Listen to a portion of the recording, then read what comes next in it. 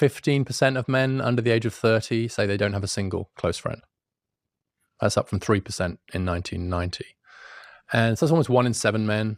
You're seeing declining number of men saying how much time they spend with friends, shrinking social networks, everything you just described, which is like the process of making and sustaining friends is just something that men are really struggling with right now, much more so than women. And I think there's a couple of things going on here. One is we're revealing the extent to which a lot of that work was actually outsourced to women before, right? So if you're in a couple, how often are the social arrangements made by the women?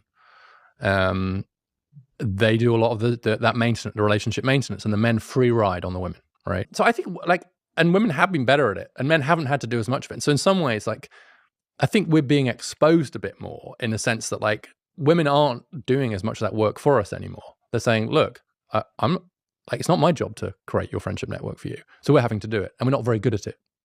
And we're certainly not very good at it yet. And I've had the same experience. I mean, I wrote a bit about loneliness, and I spoke at an event not that long afterwards, and I had a couple of young men, exactly the same as you, just come close and just say, I'm incredibly lonely. And thank you for talking about this. And you end up hugging them. And actually, for me, I was talking to someone about this the other day. There's something about loneliness that just breaks my heart in a way that other forms of suffering don't. And I don't know why, but if I hear about someone that's really lonely, my mom was talking about this guy who she ran into him, and he was going to this supermarket, and he was in front of her, in the queue, and she's like, "No, I'll go after you." He's like, "No, you go first." And he says, "I'm on my own." And actually, the hours after dinner, especially in the summer, they're the hardest.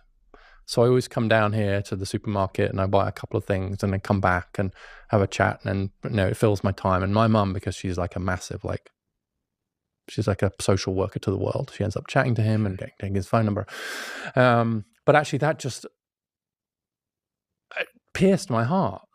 And so when you hear about these men, young, old, women who are lonely, I think it's huge. And so and back to our earlier bit of the conversation too, is those institutions that maybe used to kind of connect you to other people, right? Where do you make friends? And you just said at work, right? And so I think our colleagues in some ways become our friends, and that's not necessarily a bad thing. I'm not saying it is a bad thing, but it's different to the friends you've made at church or through your sports or through